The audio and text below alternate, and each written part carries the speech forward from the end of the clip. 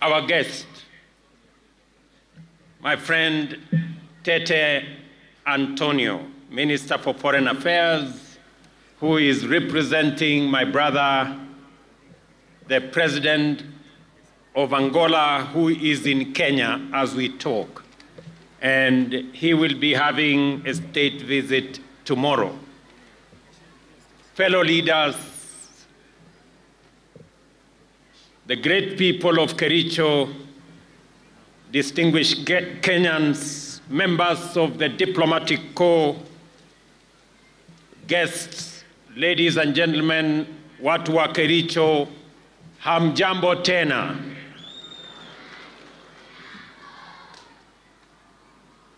Kericho hamjambo. Kericho chamge. Omune. Kericho Bwana Yesu asifiwe. Hebu mnisalimie hewani nione hivi watu wa Kericho. Asanteni sana. Mashujaa Day is a celebration of the power of individuals to change the course of history and the destiny of a nation. It is a reminder that nations are driven forward and changed by individuals, ordinary men and women who believe they can make a difference and who believe they can change the status quo. The status quo in 1963 was a colonial state, the denial of basic freedoms and dignity. Deep inside many individuals then, they believed change was necessary and they took action. Individuals believe resulted in action and ultimate progress that made us the people we are today, an independent, democratic, progressive nation. Today, the status quo is a hunger for socio-economic transformation, one that most of us feel is long overdue, and we are rightfully so. The need for heroism is as urgent as it was in pre-independence Kenya. The power of individual action is still as powerful today as it was then. Our heroes today are on the farms, the markets, in factories, in offices, in construction sites, and in many other places. Our heroes are using their creativity to create content and shape culture. They are playing on fields, running on tracks, and working across many other fields. Every day, when we do our best, when we deploy our diligence, intellect, passion, creativity, hard work, and the sense of purpose, every day that we believe we can make a difference, we are changing our country. This is our call to Mashujaa, to the best of us, to be the best of us every day, and to move our nation forward. This is why we are focused on empowering Kenyans to be at their best on diverse fields, by democratizing and innovating government services to ensure that we give as many Kenyans as possible the opportunity to be their best so that they can move our country, our nation forward into a destiny that we all share as a people. The Constitution guarantees Kenyans the right to the highest standards of health. Since independence, successive governments have made efforts in guaranteeing access to quality and affordable health care for Kenyans, but with limited success. there have been several attempts and efforts to achieve universal health coverage, one in 2003, in 2013, and in 2018. However, these efforts were met with little success. It is for this reason that the government of Kenya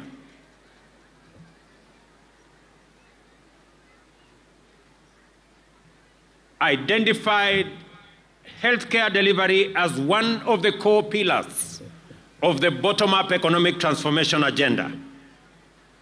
In the Kenya Kwanza Manifesto, we made several commitments towards the delivery of universal health coverage.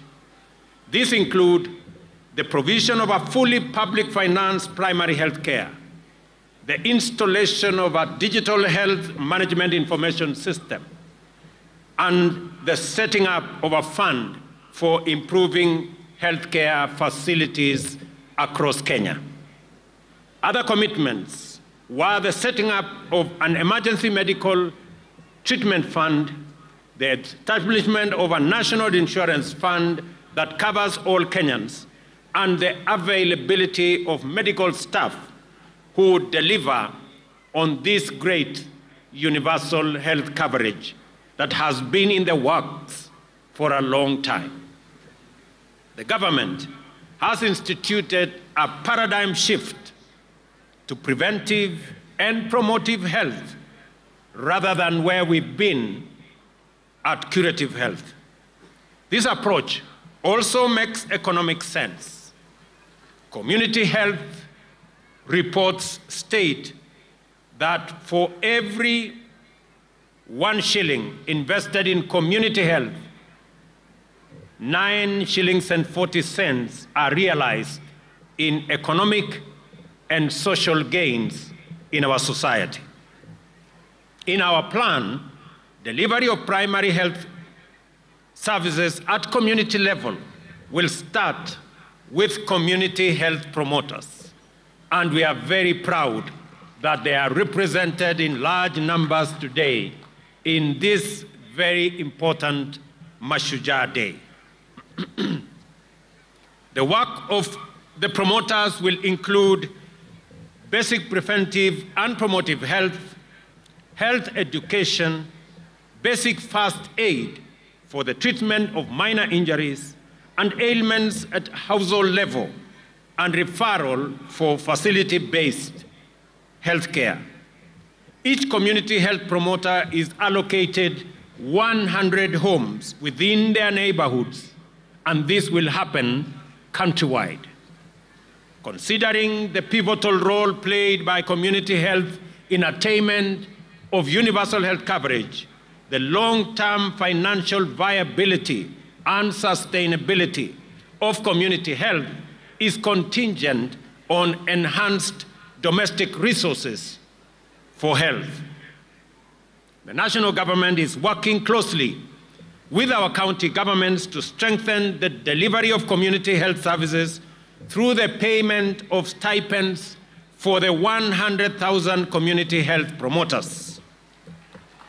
This will be done on a margin basis, 50% contributed by the national government and 50% contributed by the county governments. The national government has already allocated Kenya shillings 3 billion annually for payment of these stipends, and it is my belief that counties will match up this fund so that we can enable these great heroes of our time to help us on the delivery of community health at the household level.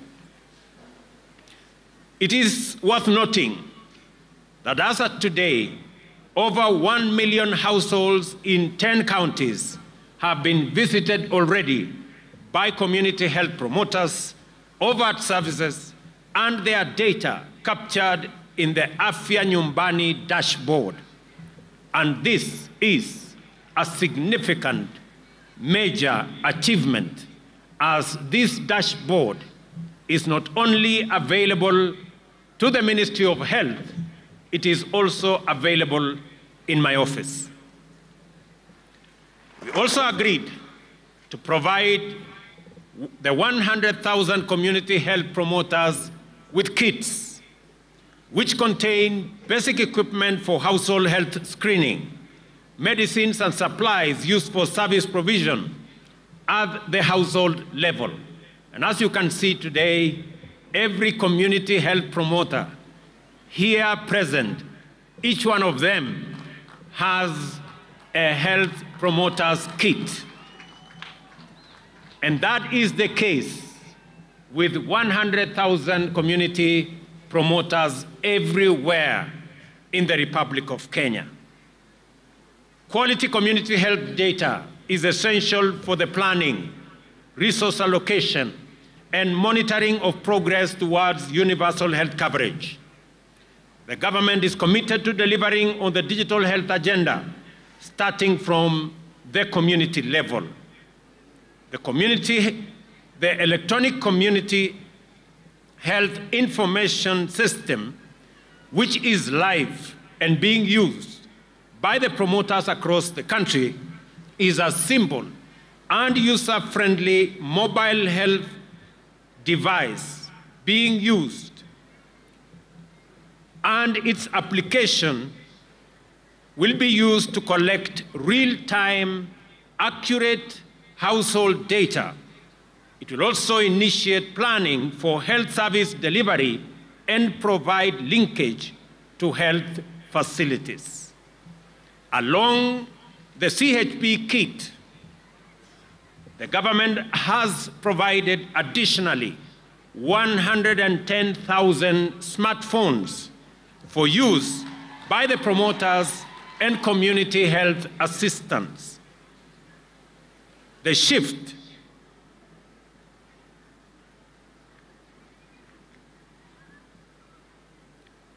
from curative to preventive health will further be strengthened by the promotive services provided by community health promoters at the household units and integration of preventive services at the primary health care level. These services will include screening for hypertension, diabetes, and high conditions, offer the necessary health education on water and sanitation, nutrition, and provide community rehabilitation services, among others. These services will be provided through multidisciplinary teams that will be established at the level of the primary care networks. To strengthen the legal basis for health financing, health service provision, and achievement of UHC, 4 new health laws, which I signed into law yesterday, have been enacted. These are the Community Health Insurance Act 2023, Primary Health Care Act 2023, Facility Improvement Act 2023, and Digital Health Act 2023.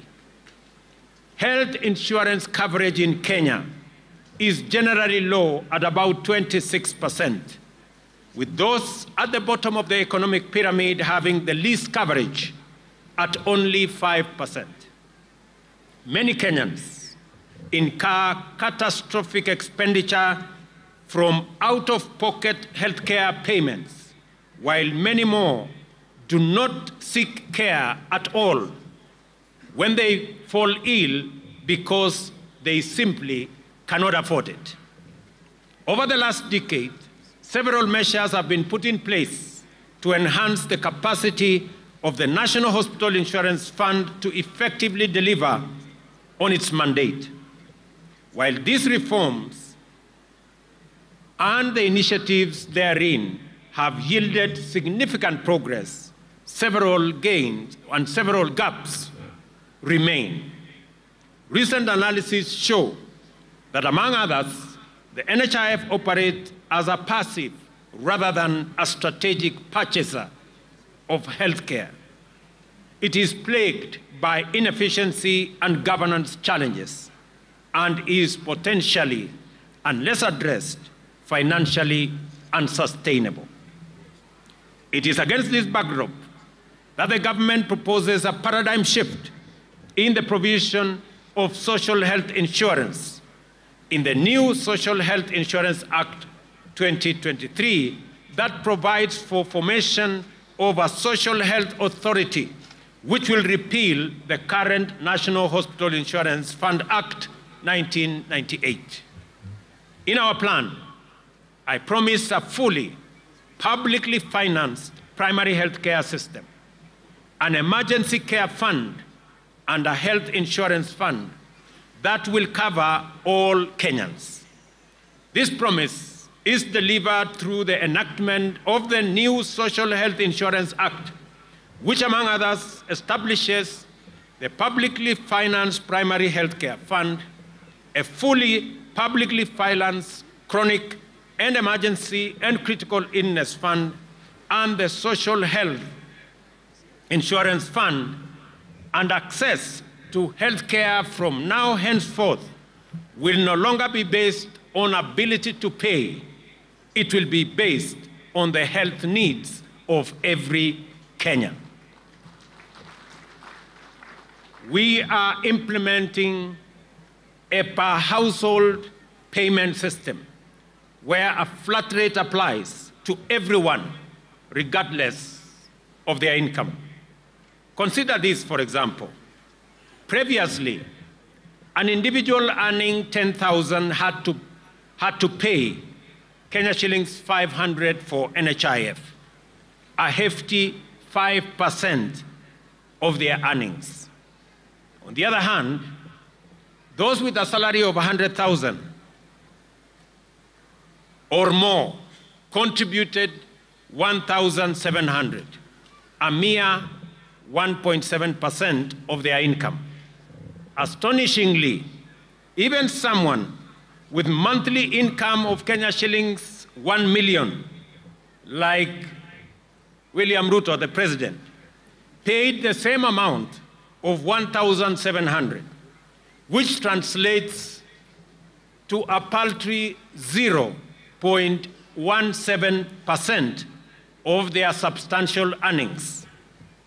This bizarre setup meant that low-income earners, mama mbogas, and bodabodas were effectively subsidizing high-income earners like myself. The Social Insurance Fund corrects this anomaly and makes sure that every citizen pays for health a percentage of their income, an equal percentage of their income, so that we can equalize the fortunes of every citizen with respect to access to health. The Social Health Insurance Fund also signifies a shift to increased use of domestic resources for health financing and a sustainable approach, especially at a time when resources from donors and development partners are dwindling. The healthcare system in Kenya is largely focused on curative services at the expense of preventive and promotive services. This has occasioned inequity in financing, which has disadvantaged primary healthcare uptake and promotion. The government's mission is to build a progressive, responsive, and sustainable healthcare system for accelerated attainment of the highest standard of health for all Kenyans.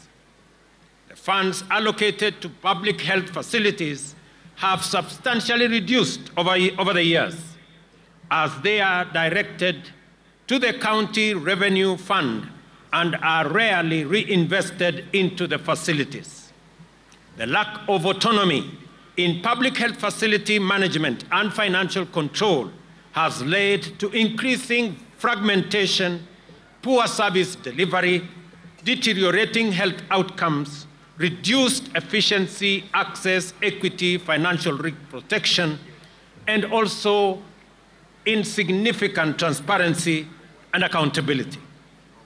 The Facility Improvement Financing Act corrects this situation and aims to structure the process and guide the counties on how to provide for retention, management, and use of revenue derived from health-related services rendered at public health facilities. The Act seeks to ensure a unified approach for health facility finance and management autonomy, where public health facilities are able to retain their funds and have autonomy to operate their facilities based on their priorities.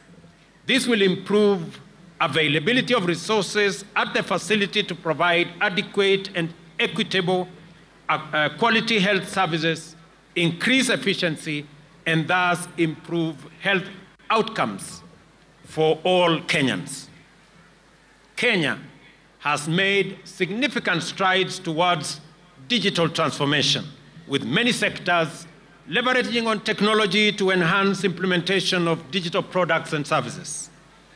The health sector has made steady progress in digital technology transformation through implementation of digital solutions to manage and share and use data. However, the adoption of technology has been uncoordinated and characterized by fragmented implementation, with health sector actors not adhering to basic digital health standards, guidelines, recommendations, and digital development principles. These technologies have affected how health data is managed, resulting in multiple systems that have limited ability to exchange data. The Kenya Kwanza Manifesto identifies digitization as a pillar for the health sector to achieve universal health coverage. Accordingly, the Digital Health Act provides the legal basis for the development of a comprehensive and integrated health information system.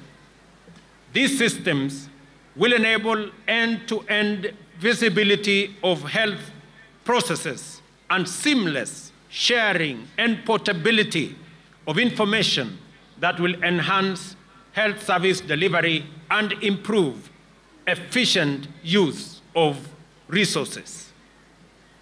The enactment and implementation of the Act and the digitization agenda will deliver on the promise to integrate ICT to enhance telemedicine and health management information systems. Apart from the 4 laws, the Ministry of Health has put in place various policies and strategies to actualize strengthening of local manufacturing of health products and technologies, to have at least 50% of medicines on the Kenya Essential Medical List produced locally, ensuring procurement mechanisms guarantee value for money and provide advantage of economies of scale. Our mission is clear: to build a healthcare sector that is a shining example to the world, with healthcare workers in the right numbers who are motivated, well supported, and inspired to deliver their best. Together, we will ensure that every Kenyan has access to quality health services when they need it, regardless of their background or financial circumstances. I acknowledge the Ministry of Health, Safaricom, the World Health Organization, UNICEF, UN Program on HIV/AIDS, and United Nations Population Fund, the Danish International Development Agency, the United States government, the World Bank, Children Investment Fund Foundation, Academic Model Providing Access to Healthcare, Medic Mobile, US President's Emergency for AIDS Relief, and AMREF Kenya, among others, for their immense support. I request that we clap for these great partners of our healthcare delivery system. Kenyans have deliberately rejected ideas and programs that limit our productivity, waste our resources, and delay our takeoff. This is why our focus on effectively lowering the cost of living is based on increased agricultural productivity and expanding land and other resources for production. We have rolled out an agricultural support program that has provided farmers with access to fertilizer, affordable credit, and extension services. By end of July, we had distributed 3.5 million bags of region-specific crop fertilizers in 41 counties to registered farmers, working with county governments for last-mile delivery. For the first time in Kenya, fertilizer was distributed on the basis of acreage and the crops that farmers produce via a digital e-voucher platform. The results of this program are evident across Kenya. We have placed over 200,000 acres under cultivation, which is more than last year. We are looking forward to a bountiful 44 million bags from the long rain season and 61 million bags overall for both seasons, marking an impressive increase of over 40% in relation to last year. Fertilizer support for the short range crop is now available at National Cereals and Produce Board depots for regions that planned in this season, including central Kenya, eastern and western parts of the country. I urge all unregistered farmers to use this opportunity to register so that they can benefit from the support of fertilizer for all their crops, whether it is tea, coffee, sugarcane, macadamia, avocados, and all the other crops that are engaged with our farmers. To reduce our national edible oil import bill, which currently stands at $1 billion annually, the government is supporting sunflower cultivation by distributing 600 metric tons of seed to farmers in partnership with counties in eastern, western Nyanza regions during these short rains. It is important that we are working with counties on other oil crops to deliberately reduce our import bill on oil and edible oil requirements for our country. When we came into office in September last year, only 320 government services were available online. Today, there are more than 13,000 services, and we expect to onboard all services by the end of this year. This has increased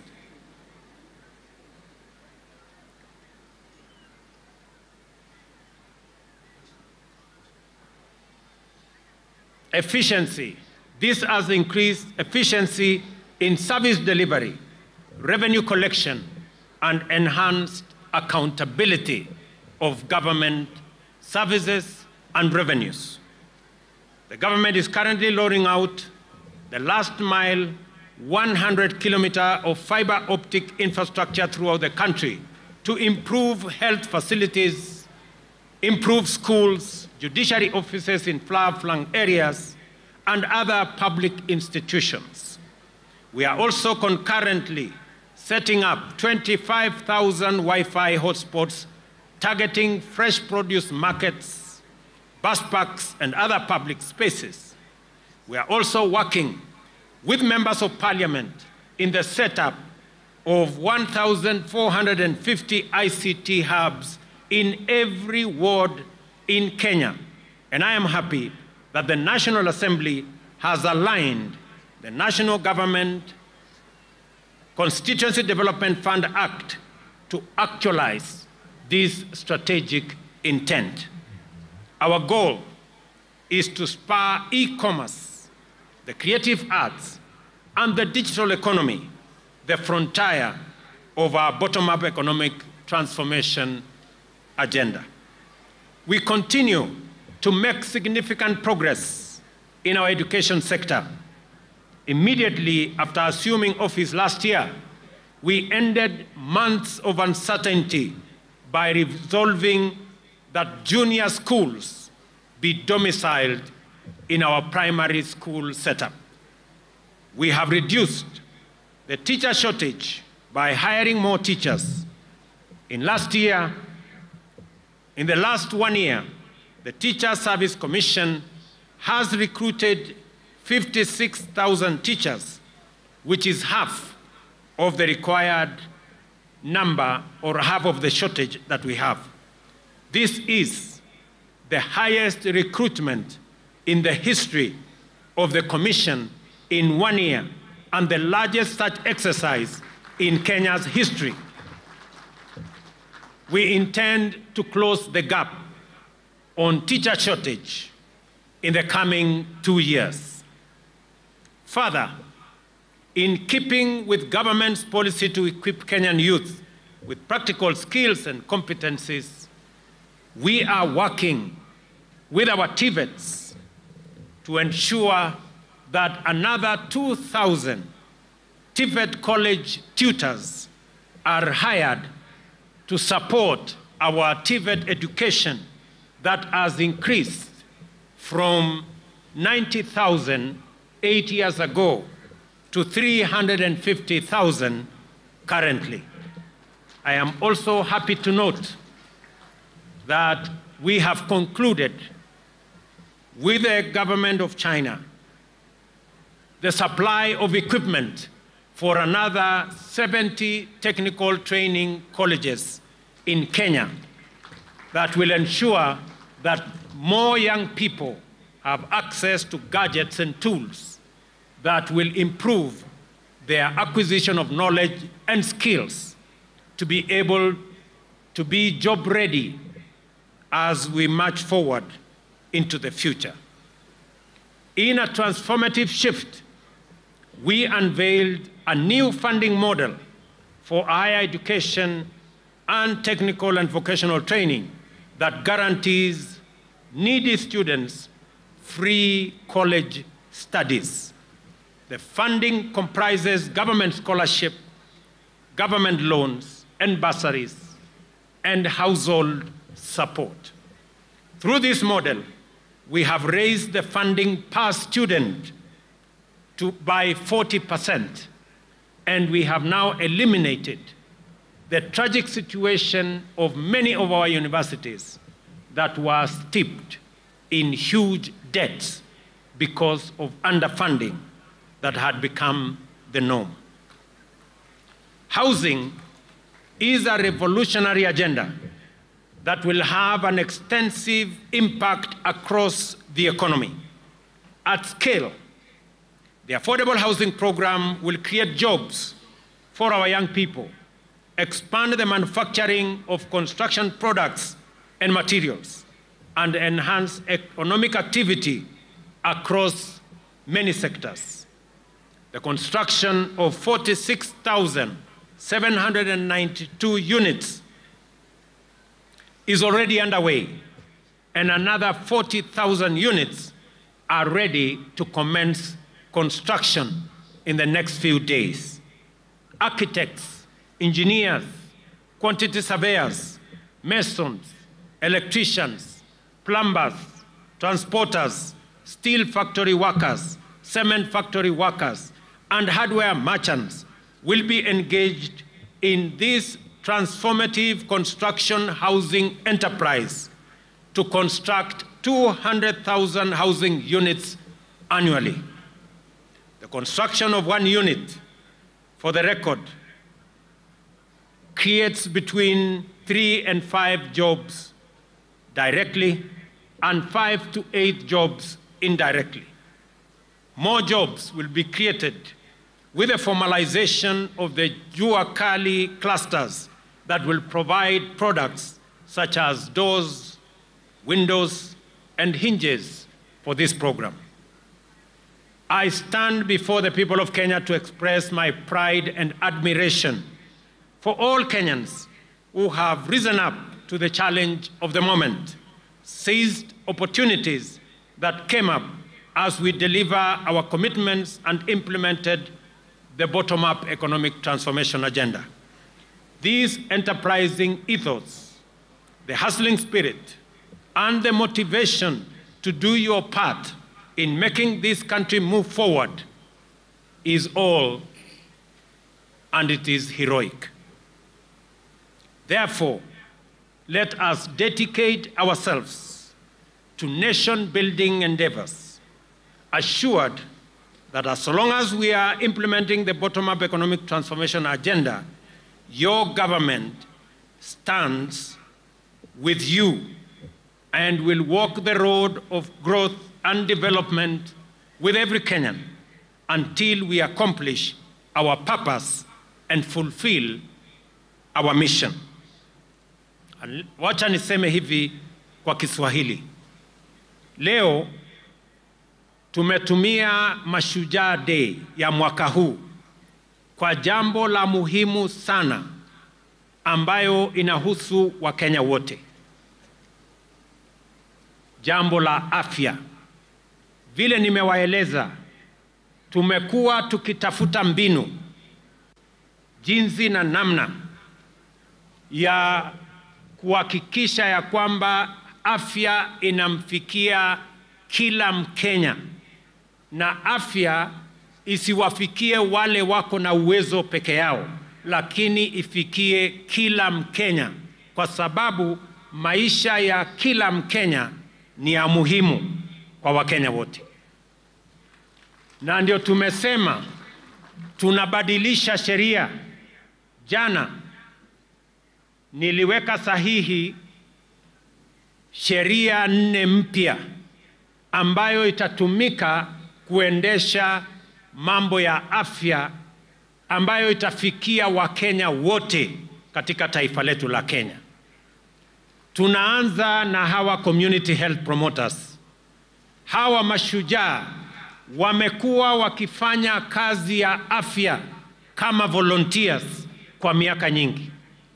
Na ndio tumesema tukienda mbele, kwa sababu hawa community health promoters wamefanya kazi ya muhimu, sasa tutawapatia vifaa.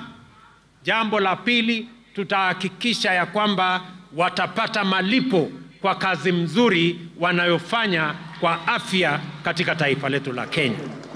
Na jambo la pili, sheria mpya ambayo tumetengeneza itaturuhusu na itatupatia nafasi sote kama Wakenya kuchangia kwa mambo ya afya.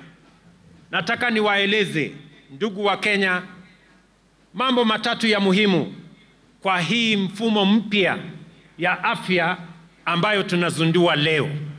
Ya kwanza, pale katika level 1, 2 and 3 dispensary na health center, kila Mkenya atapatiwa matibabu bila malipo yoyote.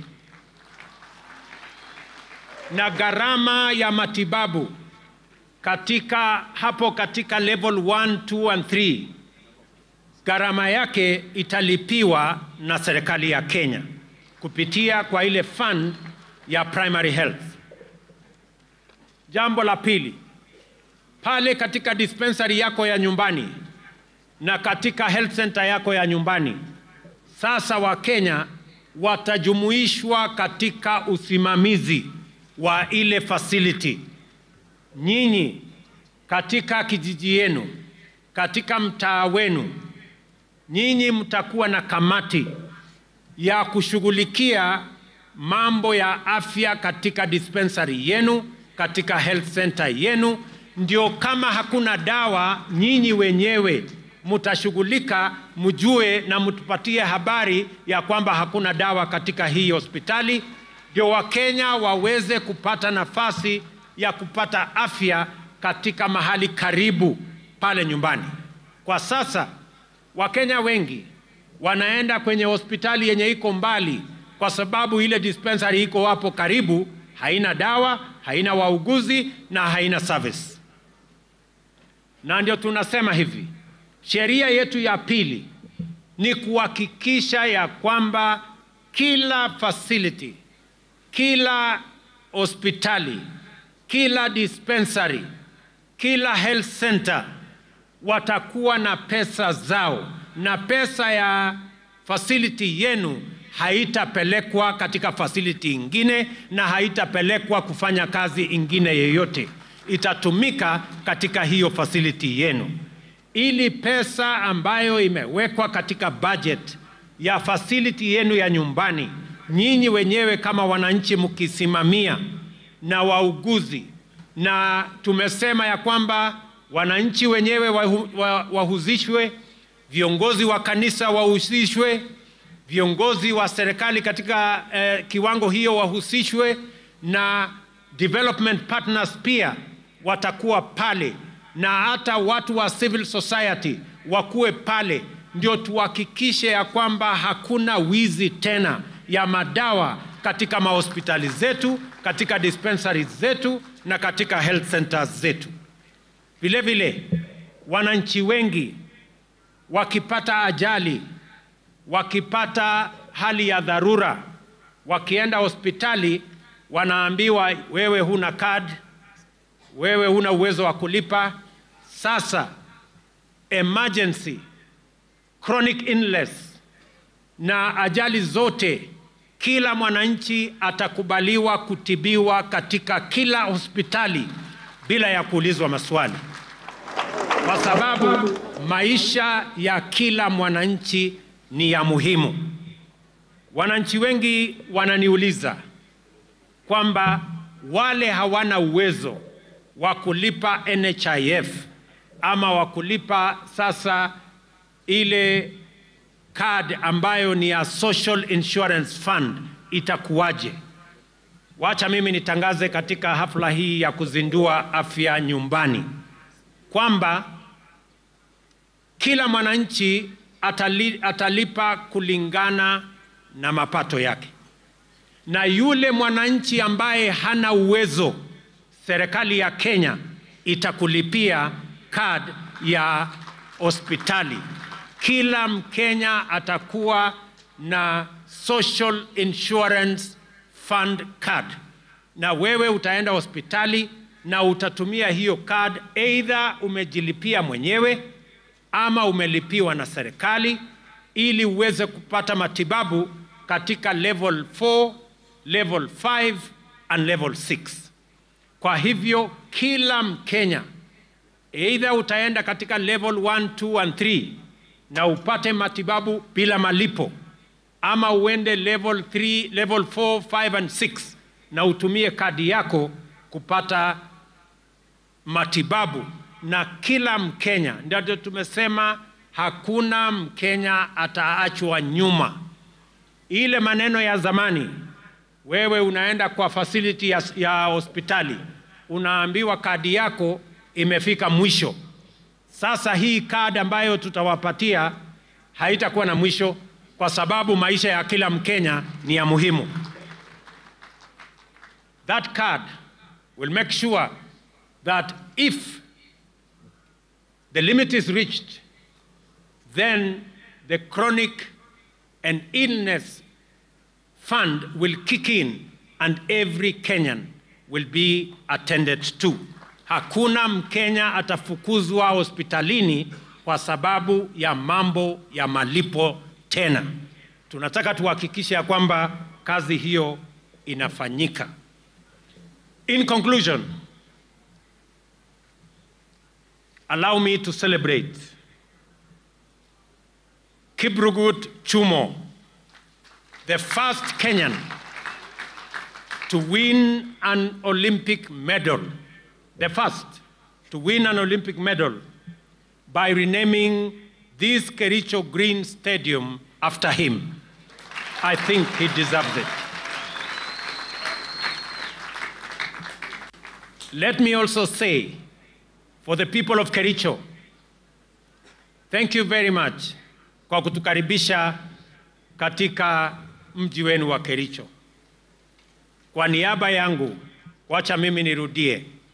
Kwa niaba yangu na sote tuliokuja hapa kuomba kura zenu, deputy wangu akiwa hapa, viongozi wale wengine wote wakiwa hapa, kwa watu wa Kericho tunawaambia asanteni sana kwa kura zenu. Watu wa Kericho, narudia, asanteni sana kwa kura zenu. Big up Kericho. Kale hii, kale gongoi missing. Jambo la pili, hapa Kericho, mimi niliwaeleza pale mbele ya kwamba mji wa Kericho hauna ardhi ya kufanya extension. Hapa Kericho imesongamana sana. Hii Kericho town ni town ndogo kwa sababu hakuna expansion program. Mimi nataka nitangaze ya kwamba nitarudi hapa mwezi ujao, kwa sababu ile ardhi ekari 1000 ambayo ilikuwa na matatizo hapa, hiyo matatizo yote sasa tumetatua kama serikali ya Kenya. Na sasa tutapata shamba ekari 1000 ya expansion, development, planning ya Kericho town. Na wale wananchi wako pale tutawapanga katika mpango yetu ya affordable housing, ili kila Mkenya apate nafasi ya kusherehekea ushujaa wa taifa letu la Kenya. Vile vile nitarudi hapa hivi karibuni kwa mambo yenu ya hospitali, mambo yenu ya damu, kwa sababu haya ni mambo yako katika mipango yetu. We also celebrate Mzee Samuel Kipsoi Ngetich Chepsetion. I know you know him. An incredible entrepreneur who exemplifies the bottom-up story. A class 3 dropout, he pulled himself up through sheer determination to set up the Kipchimchim group of companies, whose interests span various industries and employ thousands of Kenyans. Before his untimely death recently, he was working on West Valley Sugar Company that began milling operations last week. Fare thee well, Mzee Samuel Kipsoi Ngetich Chepsetion. You are a great inspiration to many young Kenyans and many citizens of our country, that it is possible to rise up from humble beginnings and make a mark in the Republic of Kenya. Ladies and gentlemen, I want to thank you very much. Na nataka niwaulize Wakenya wote mahali popote walipo leo, na niwahakikishie Wakenya wa taifa letu la Kenya ya kwamba nia yetu ni kuunganisha wananchi wote wa taifa letu la Kenya. Na niwahakikishie Wakenya kutoka jamii zote, kutoka kaunti zote, kutoka pembe zote za Kenya, ya kwamba hakuna Mkenya atabaguliwa na serikali ya Kenya kwa misingi ya kabila, dini ama siasa. Sisi ni ndugu moja wa taifa moja, with a common destiny as a people of Kenya. Na mimi nataka niwahakikishie ya kwamba jukumu letu, mbali na kuunganisha Wakenya, ni kuhakikisha ya kwamba tunabadilisha taifa letu kwa miradi na mipango ya maendeleo. Nataka niwahakikishie ya kwamba sote tutaungana, tutafanya kazi kwa pamoja. Na wauliza ndugu zangu wa Kenya, kila mmoja wetu, ile kazi unafanya, ujue ya kwamba hiyo kazi unafanya, usihesabu ni kazi ndogo, usihesabu ni biashara ndogo, usihesabu ni mchango mdogo. Kila mmoja wetu kwa yale yote mnafanya, ujue unachangia katika kubadilisha na kupeleka taifa letu la Kenya mbele. Na tutafanya yale yote yanawezekana kama serikali ya Kenya kuwashika mikono nyinyi mnaofanya bidii, mnaoamka mapema kuchangia katika kufanya kazi na kuendesha taifa letu la Kenya mbele. Nataka niwahakikishie ya kwamba sitarudi nyuma, sitafanya chochote ambayo itazuia Mkenya mwenzetu kufikia atma yake ama kufikia malengo yake. Nia ya serikali yetu, nia ya serikali ya Kenya, mpango ya serikali ya Kenya ni kumwezesha kila mwananchi awe bora kuliko alivyo sasa, muweze kuchangia katika kubadilisha taifa letu la Kenya, katika mahali mnafanya kazini, ile biashara mnafanya, yale yote mnafanya katika sehemu mbalimbali. Na mimi vile vile nataka niwahakikishie ya kwamba nitahakikisha ya kwamba pesa zenu mnazolipa kwa ushuru, kwa jasho lenu, pesa zenu ambazo tunakusanya katika kaunti zetu kwa levies, kwa taxes na kwa njia zingine zote, pesa zenu zitatumika kwa njia inayofaa, haitafujwa, haitaibiwa, wafisadi hawatanyemelea.